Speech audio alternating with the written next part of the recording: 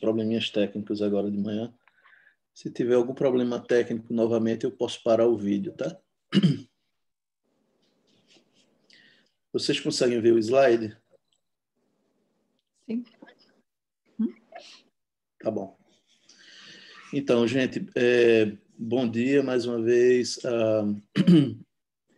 Na Bay Area, um dia ensolarado, depois de muita chuva nos últimos dias. E a gente está aqui para falar sobre esse assunto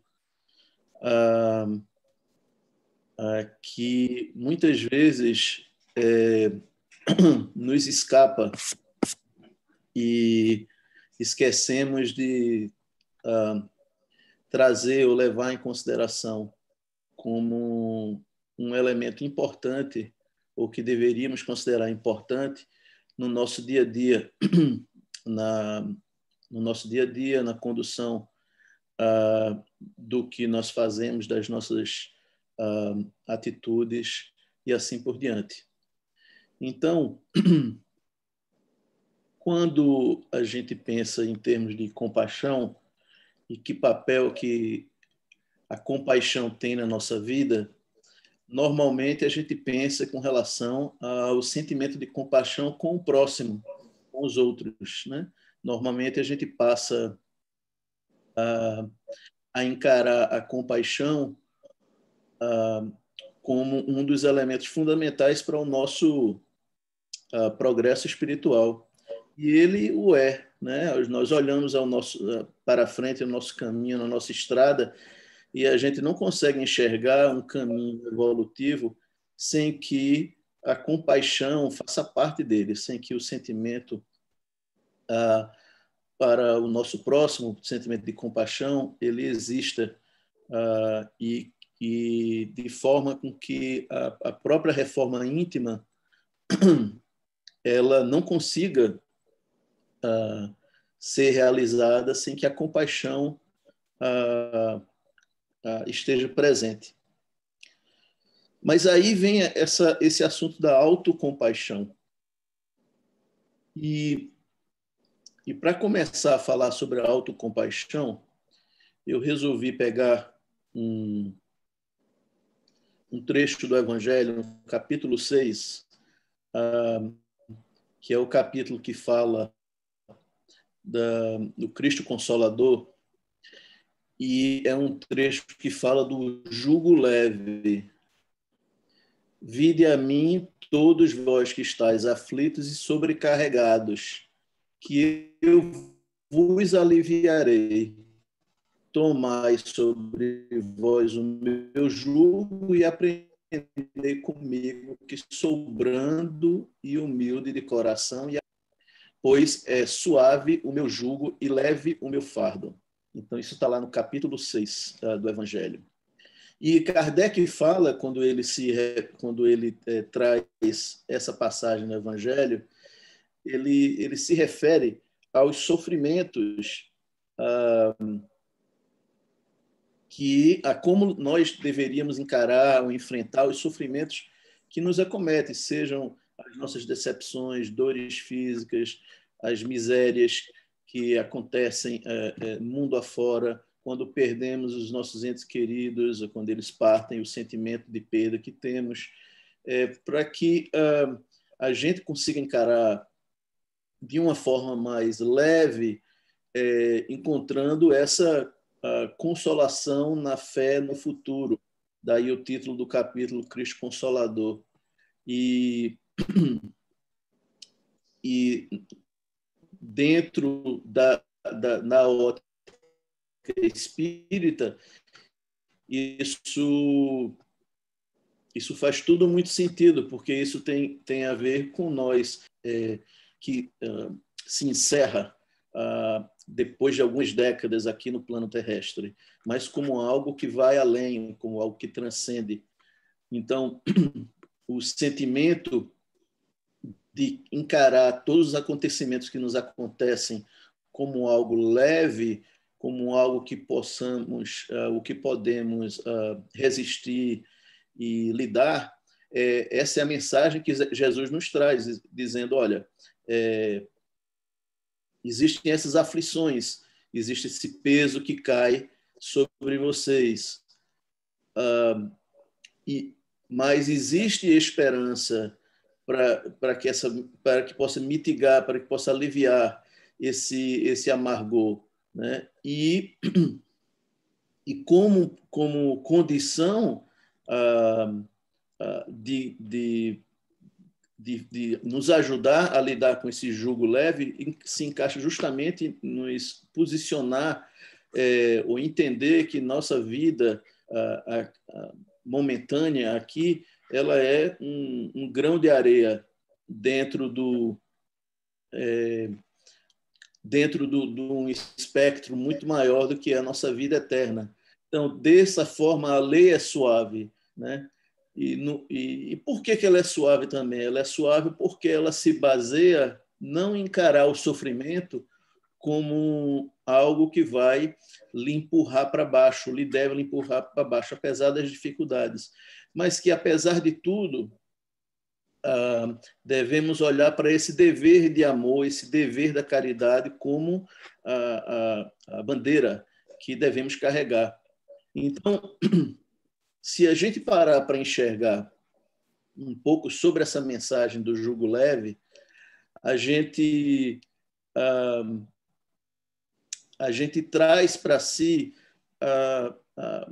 o entendimento de que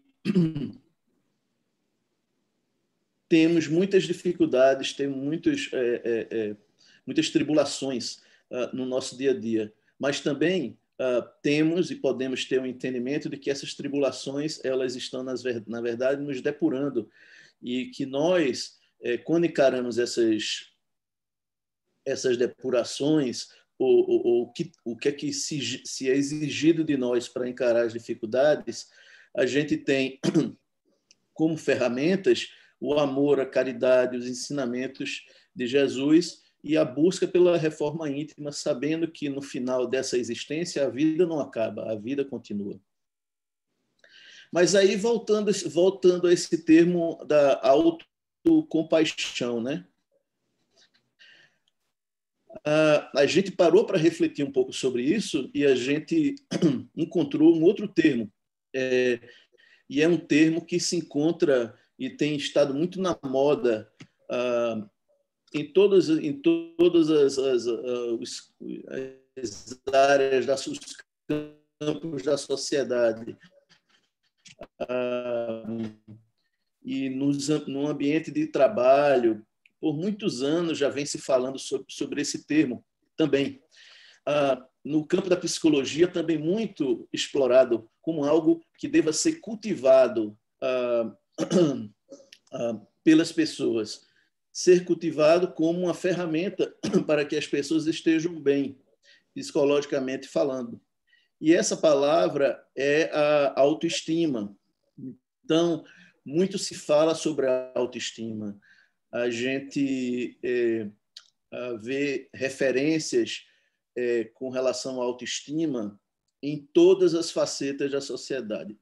Em ambientes de trabalho, inclusive, se fala sobre a autoestima como fator preponderante para o sucesso profissional.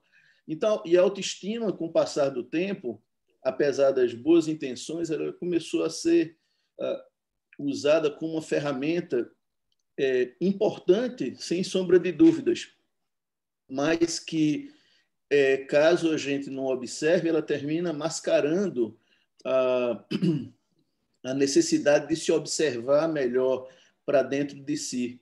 O que acontece dentro de si? O que acontece dentro de si? O que acontece dentro de nós?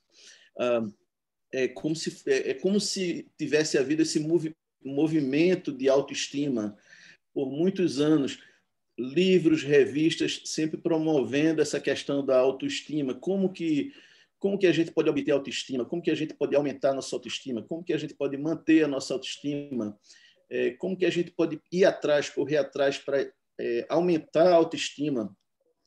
É uma coisa, eu fiz uma pesquisa rápida no Amazon, a quantidade de livros é uma coisa impressionante, é quase como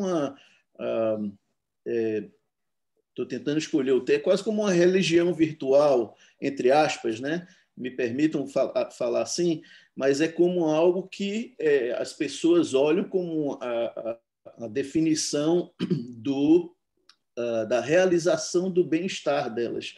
Então, se eu tiver autoestima, eu vou estar bem. Então, existe muita coisa, as pessoas são muito bombardeadas com essa cultura, se é que podemos usar esse termo, que se torna até certo ponto tão competitiva, que se inicia com esse gráfico bonitinho de dizer assim, olha, vamos construir a nossa autoestima, né? Então, até então, tudo bem, vamos construir a nossa autoestima. A maioria das pessoas se sentem compelidas e se torna até um pouco de bias, né? Para o automelhoramento. Eu não consigo automelhorar se eu não tiver autoestima. E no campo das ideias, ou no sentido de autorreflexão, isso é perigoso, porque isso pode mascarar algo mais... porque sabemos que somos seres em evolução, seres que nós estamos, né, no mundo de expiações e provas. Então, nós não somos isentos dos deslizes, não é verdade? Então, quando nós somos bombardeados dessa forma, não seria incomum escorregarmos, né? E até olharmos para essa questão da autoestima como um sentido de isolação, de separar. Se eu tenho autoestima, eu estou subindo, eu estou conseguindo atingir objetivos mais altos, eu estou me melhorando. E isso é muito perigoso, porque, na verdade, sabemos que somos seres com muitos defeitos.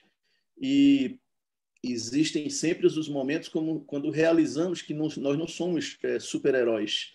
E nesses momentos o perigo existe, o perigo de estarmos quase como uma montanha-russa, digamos assim, nas nossas emoções, emocional, uma montanha-russa emocional. Nosso sentido de autovalorização termina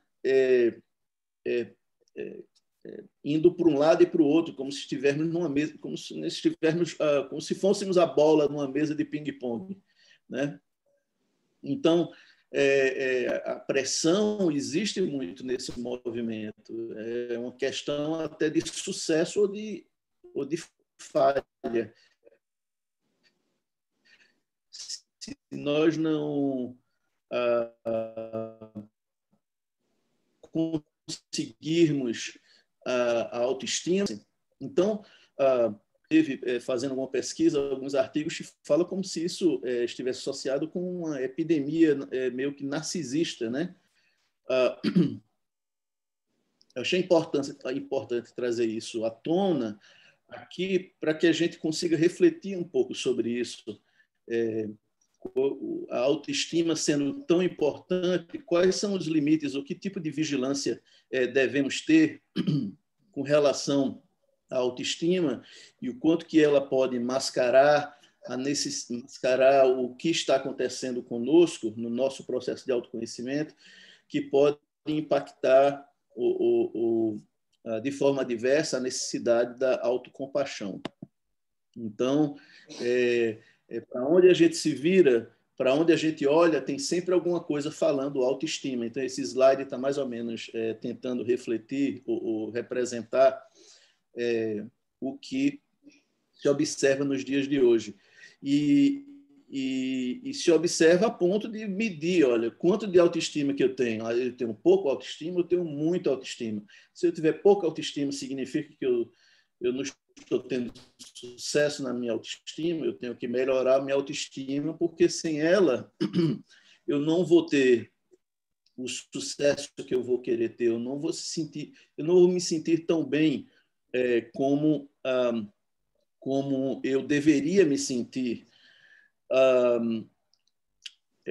É claro que ninguém quer sofrer das adversidades que vêm com a baixa autoestima, né?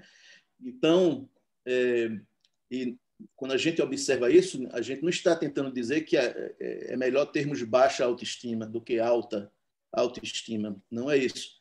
Mas que tipo de observação devemos ter quando a gente consegue reconhecer que nossa condição de seres em evolução, imperfeitos, que estamos conectados com os outros, com o nosso próximo, e como seres que falhamos, sendo imperfeitos como somos, como que lidar com a questão da autoestima e não encarar momentos de falha como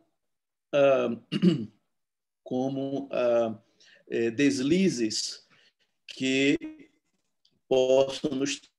possam trazer a nossa autoestima para baixo, né? Um outro gráfico que eu trouxe aqui foi esse.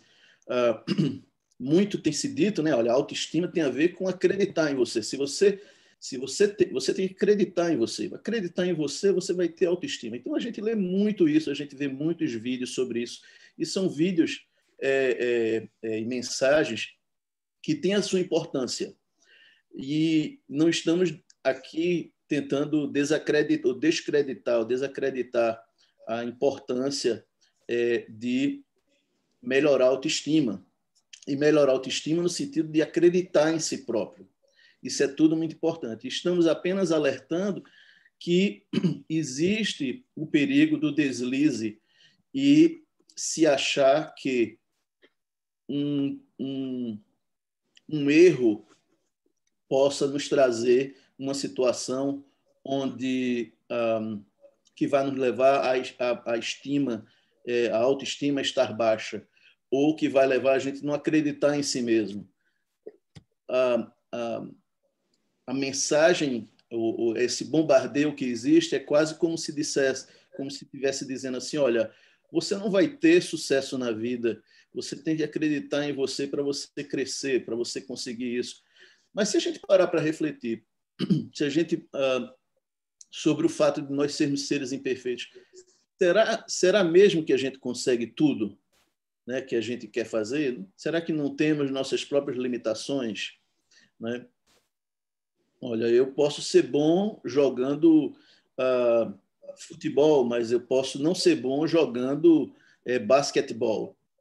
Então, será que eu tenho que achar que eu vou ter que jogar tudo bem, ser perfeito e usar da minha autoestima, acreditar em mim de uma forma descontrolada, onde eu não consiga reconhecer a minha condição de imperfeito e aceitar que no presente momento a minha autoestima não deve ser afetada por isso?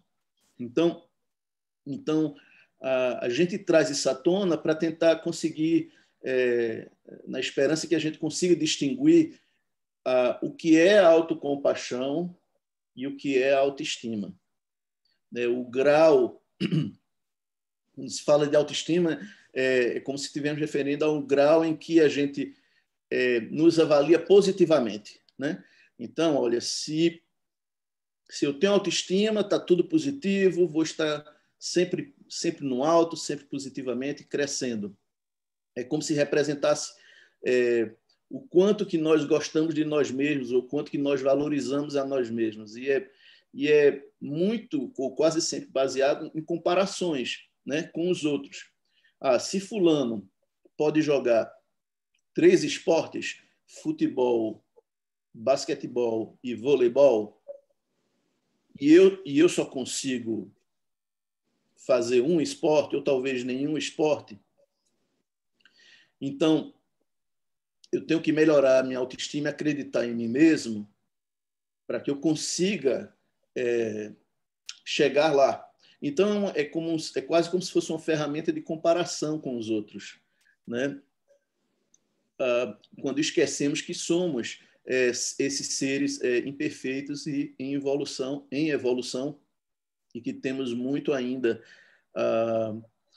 a crescer. Então, é como se a autoestima ela focasse mais no meu eu, me separar, me destacar ou tentar me conseguir algo, sem enfatizar tanto nessa conexão que devemos ter com os outros, que seria o caso, o que a autocompaixão traz. No sentido de nós não temos que nos sentir melhor do que os outros para sentirmos bem conosco mesmos, com nós mesmos. Que tipo de estabilidade emocional nós teremos se nós cultivarmos a autoestima com tanta força, mas em detrimento de esquecermos a autocompaixão, né? Então, a autocompaixão como um sentimento que traz mais benefícios em termos de não apenas psicológicos, mas também em linha com o entendimento espírita sobre aonde estamos e para onde vamos, parece ser algo mais em linha. A próxima figura tem a ver justamente com isso, com essa pressão do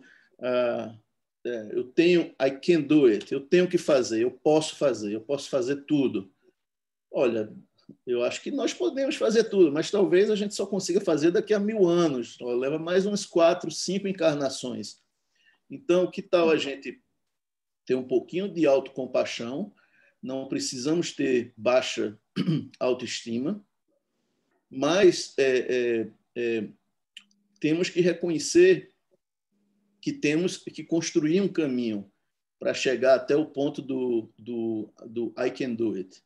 E eu não sei quantas pessoas são familiares com uma coisa chamada a pirâmide de Maslow. Em muitas empresas, muitas corporações e também aqueles que tiveram a oportunidade de estudar esse assunto em alguns outros cursos, a pirâmide de Maslow ela é muito tricky, né? Porque ela tenta... Maslow é o nome da pessoa que é o Abraham Maslow. Ele trouxe essa ideia há muito tempo atrás. E as empresas, com relação a gerenciamento de programas de gerenciamento, de treinamento profissional, elas estimulam muito essa ideia da pirâmide de Maslow como uma referência do que a pessoa tem que focar para que ela tenha o seu sucesso profissional, o seu sucesso como um ser na sociedade. Então, ele tenta dizer, olha, nós temos nossas necessidades fisiológicas de segurança, que são necessidades básicas, né? A gente tem que comer, a gente tem que ter saúde física, né? As nossas interações sociais e tal. Mas aí começa a entrar no campo da estima, da autoestima, no sentido de aquilo ser um fator preponderante e que antecede a autorrealização. E essa mensagem ela é tão presente, tem estado tão presente nas últimas décadas. Eu, pessoalmente, sou familiar com isso já desde 2 décadas atrás. E você não consegue deixar de ver o quanto que a cultura dentro das empresas, das corporações, usa isso como, às vezes até de forma implícita, e como as coisas são premiadas com relação ao sentimento de autoestima, a ponto das pessoas elas não são o que dizem que são, né? Então, isso faz parte da postura que elas são supostas de ter para conseguir impor, entre aspas, a sua opinião sobre determinado assunto dentro da empresa, seja um assunto técnico ou o que seja, mas muitos dos comportamentos que existem dentro das corporações hoje, das grandes corporações, têm a ver com essa pirâmide de Maslow, incluindo essa camada chamada de autoestima, ou de estima, que tem muito a ver com ligar todas as necessidades básicas, incluindo das relações intersociais, com o topo da pirâmide, que seria a autorrealização. Então, a pressão existe e é muita. Desculpa que a garganta está seca aqui. Então, eu trouxe esse slide aqui. Eu peguei essas duas gravuras que tentam chamar a atenção para essa questão da autoestima e de acreditar em você mesmo. Como que a gente pode refletir sobre acreditar em si mesmo com a autoestima, com tudo isso que a gente falou até agora, sabendo que nós somos seres em evolução, temos nossas lacunas e temos muito que trabalhar por muitos e muitos tempos, ou muitas e muitas reencarnações, para que a gente consiga atingir outros níveis de conhecimento, de evolução, ou o que seja. Se nós estamos constantemente falhando ou escorregando, como seres em evolução que somos, significa, então, que temos que entender que a autoestima é a ferramenta que vai nos trazer os resultados necessários? Será que temos que nos sucumbir a emoções negativas quando as nossas condições de autoestima elas são impactadas pela falta de atingir certos objetivos? É aí que entra, então, a questão da autocompaixão. Então, antes de falar um pouco mais da autocompaixão, eu queria trazer esse slide que a gente, no último bate-papo da gente, eu trouxe esse slide, porque eu não vou gastar muito tempo aqui, mas tem a ver com essa palavra de sinceridade. Essa foi uma das três... Opa, obrigado. Foi uma das três virtudes, das 13 virtudes que o Benjamin Franklin trouxe como parte do processo de autoconhecimento, a importância da sinceridade com relação às nossas autoanálises, o quanto é importante sermos sinceros com nós mesmos, né? Porque muitas das vezes não somos sinceros e terminamos mascarando as coisas de tal forma e os únicos prejudicados somos nós mesmos. Então, se eu tenho a necessidade de conhecer a mim próprio e não exerço da sinceridade comigo próprio, comigo mesmo, o único prejudicado vai ser eu mesmo. Não é verdade? Então, seguindo em frente, como que a gente pode... é mais um slide que a gente usou antes, mas é só como referência, rapidinho. Como que a gente pode usar esse processo de autoconhecimento e chegarmos a um ponto de autocompaixão, onde nós reconhecemos, mais uma vez, nós reconhecemos as nossas limitações, nós reconhecemos que não conseguimos fazer tudo que gostaríamos de fazer, mas sabendo das nossas limitações, com humildade, deixando um pouco o orgulho de lado, o egoísmo de lado, nós reconhecemos as nossas limitações e entendemos que a nossa proposta existencial, ela transcende todas essas circunstâncias que nos acometem, todos esses, digamos, deslizes que acontecem no nosso dia a dia.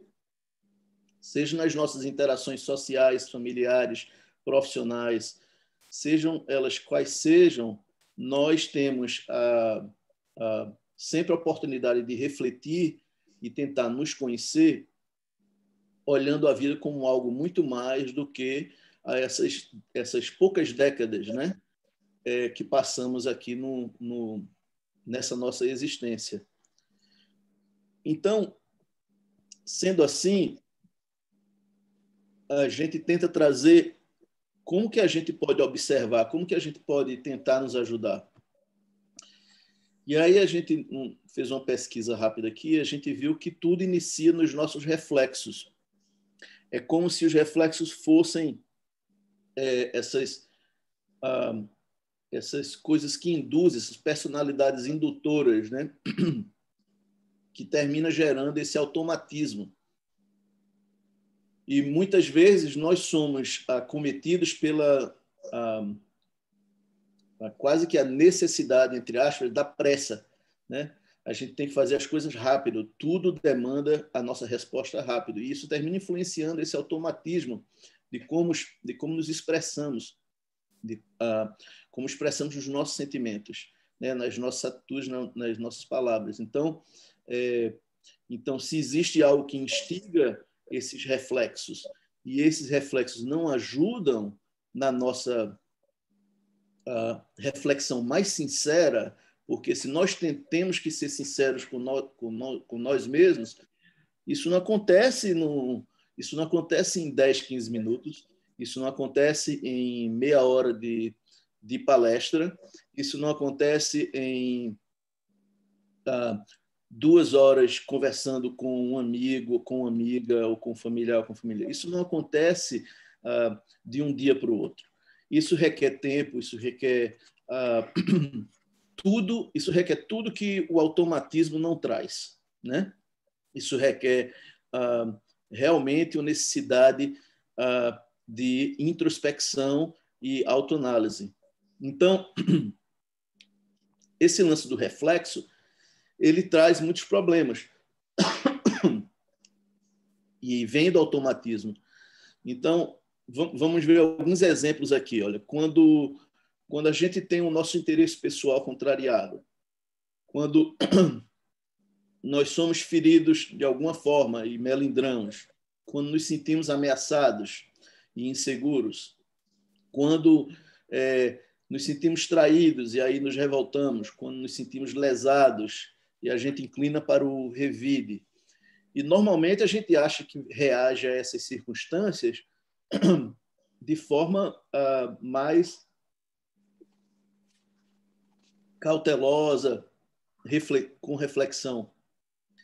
Mas, de fato, a gente termina não fazendo. Porque o reflexo, mesmo que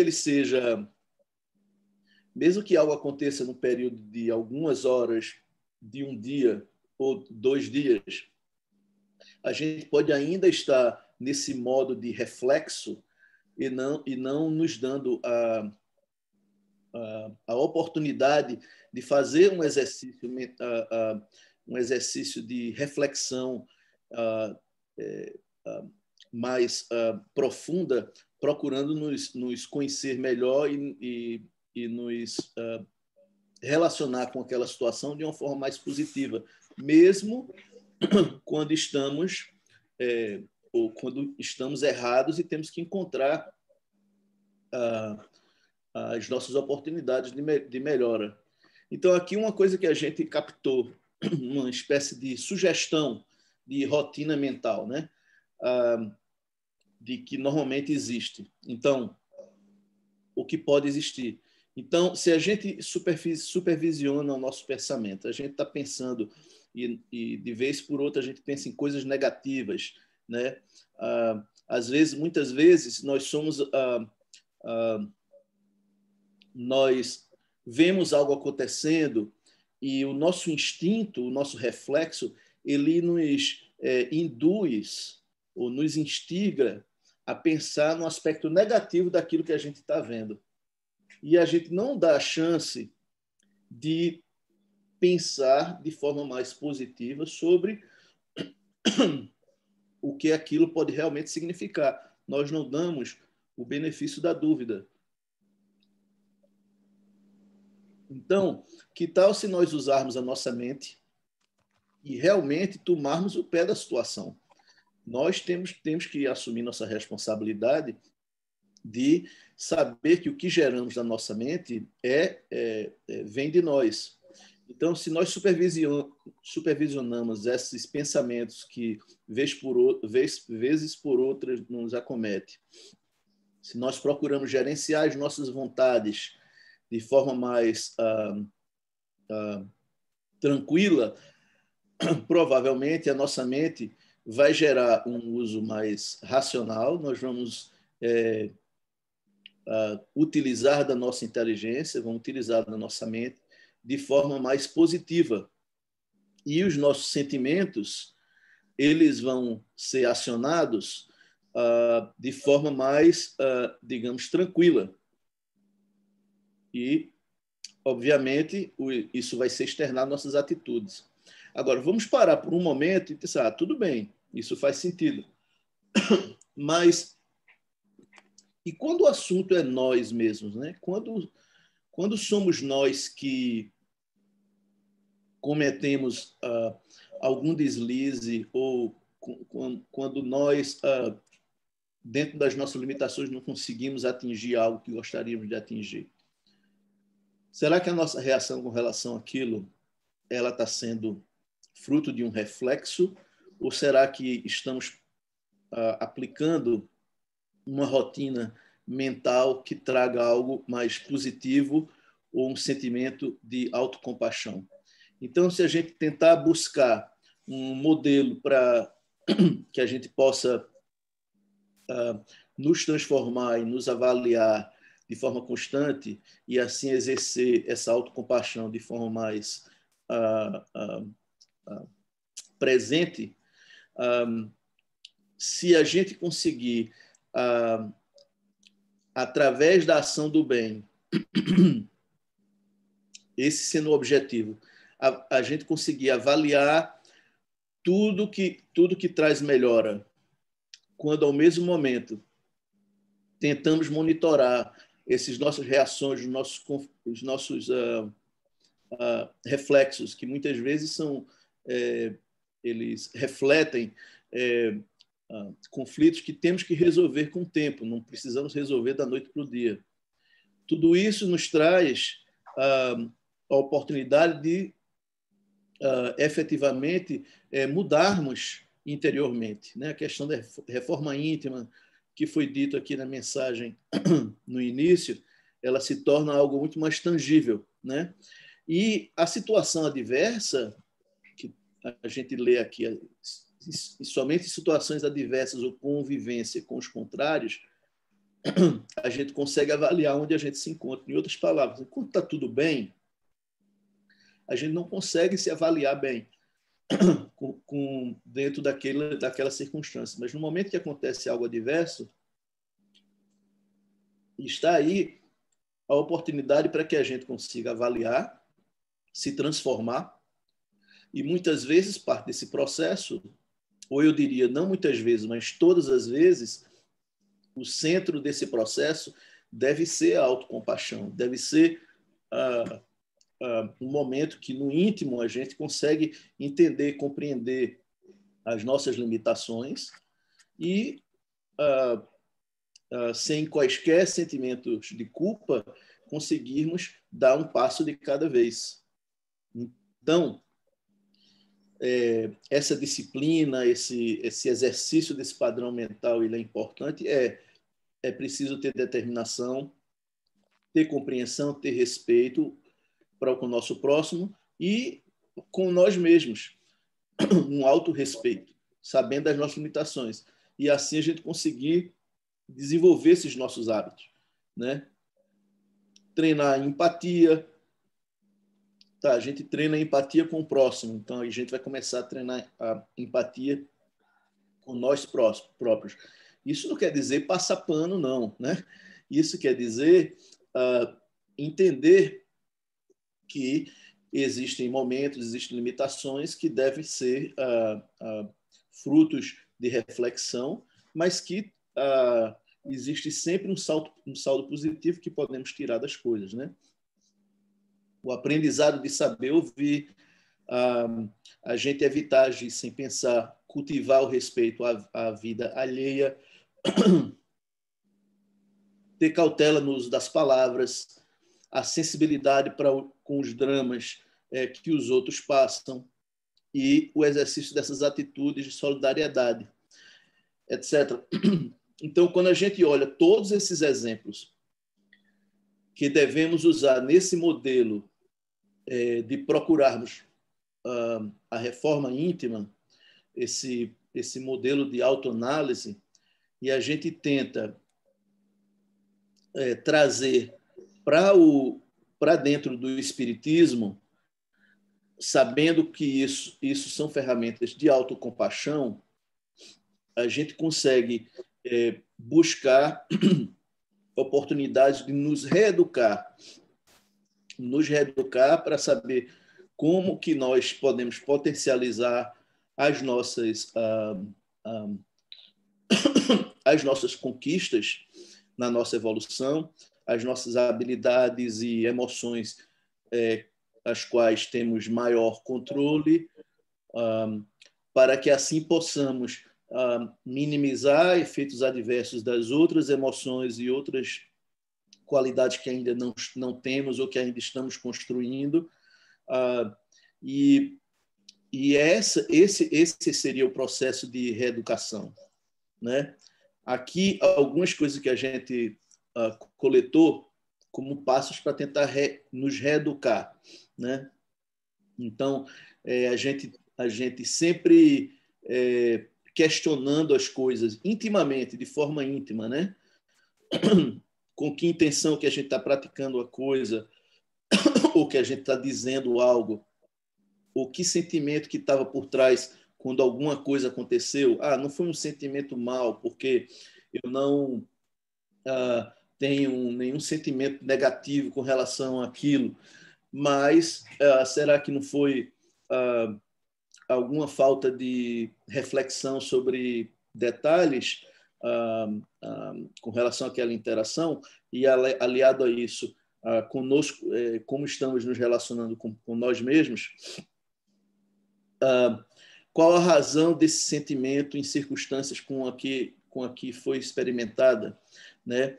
E nesse sentimento, nessa experiência, nessa circunstância, nos falta talvez compreender a nós próprios as nossas limitações e entender de forma humilde que ainda temos que melhorar, que leva tempo e que temos que ter compaixão com nós mesmos.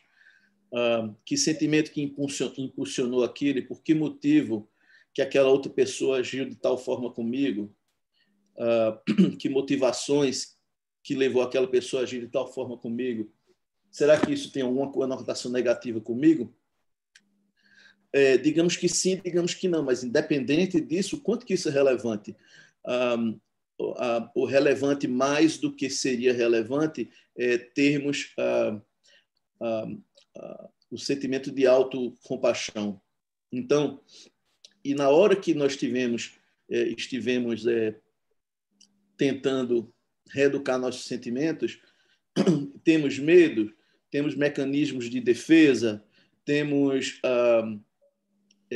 estamos agindo com melindre em determinados momentos. Como que a gente possa, de maneira honesta com nós mesmos, lembrando do Benjamin Franklin sobre a sinceridade como ferramenta para o autoconhecimento, como que a gente pode tentar compreender melhor as nossas emoções e assim exercitar de forma mais profunda o sentimento da autocompaixão. Joana de Ângeles, ela tem essa frase que eu queria ler para vocês, que eu achei muito interessante. Ela diz que nesse esforço faz-se viável o autoconhecimento como primeiro tentame de crescimento psicológico. A necessidade de tornar a mente um espelho e postar-se defronte dela desnudo é inadiável. Somente através de um exame da própria realidade, observando-se sem emoção, o que impede os sentimentos de autocompaixão, como os de autopromoção, de justificação ou culpa, consegue-se um retrato fiel do que se é e do que cumpre fazer-se para mais amar-se e ajudar-se como segmento imediato do esforço. Ou seja, a Joana, ela, ela nos traz a oportunidade para que a gente reflita de forma muito mais tranquila e positiva em relação à autocompaixão, né? Quando nós devemos, com tranquilidade, entender que muitas vezes a auto... se por um lado estamos recebendo essa pressão da autoestima a qualquer custo e a todo custo, né? E às vezes, por vezes, reagimos com uma certa autopiedade exagerada, né? Que traz a gente só dificuldades, mais dificuldades desnecessárias que terminam deprimindo a gente da própria razão, né? No raciocínio. Por outro lado, existe a oportunidade de a gente parar um pouco e refletir, em tentar reeducar nossos sentimentos e refletir sobre essas dificuldades pessoais e como elas sendo, na verdade, coisas que nos auxiliam e que nos dignificam, ferramentas que ajudam a gente a identificar, são recursos disponíveis para que a gente consiga nos autoconhecer, avaliar nossas atitudes, né? Atitudes que redundaram, talvez, num insucesso ou numa falta de equilíbrio em determinados momentos. Por quê? Porque assim a gente consegue evitar no futuro, né? Usar as oportunidades como oportunidades de aprendizado, né? É a postura de aprendiz que nós devemos ter nesse exercício de autocompaixão, é a postura de aprendiz como sendo uma postura central. Sabemos, eu sei que nada sei, né? Já diz aquele ditado. Então, a gente saber que toda a nossa aprendizagem,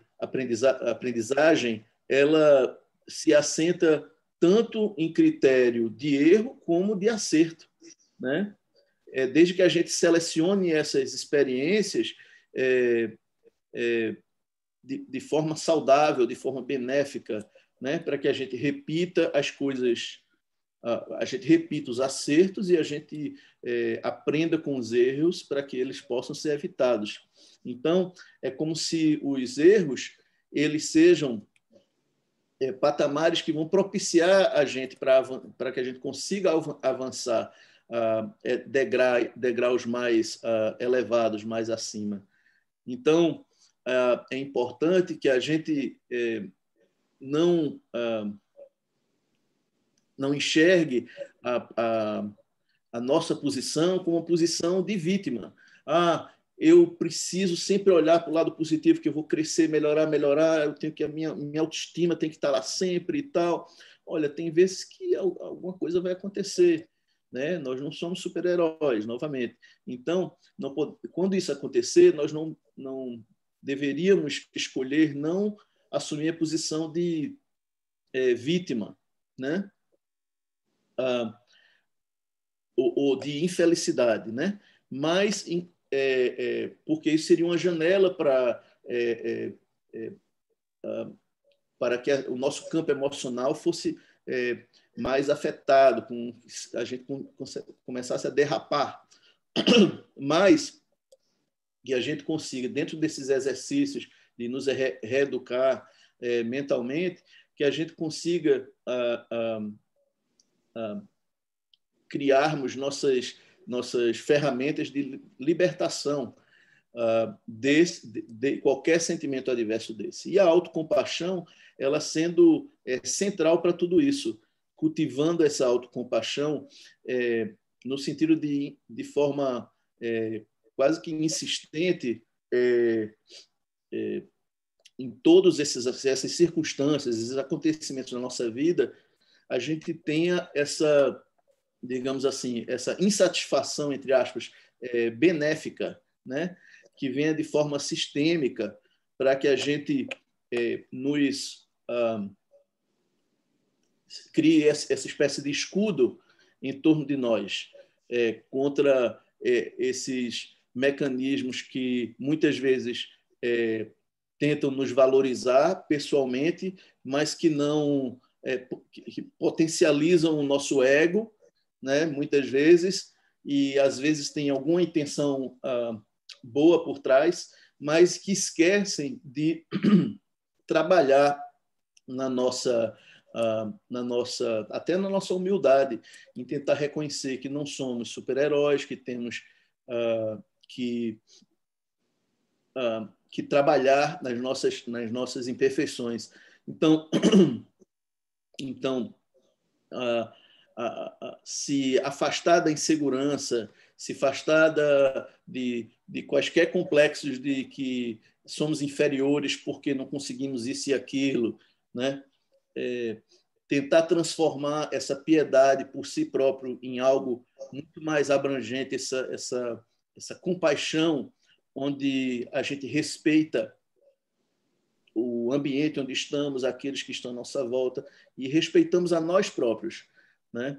Então, essa importância de nos entregarmos à autocompaixão, ela é central e ela pode ser resultado desse exercício de autoconhecimento. E ela pode mais ainda ser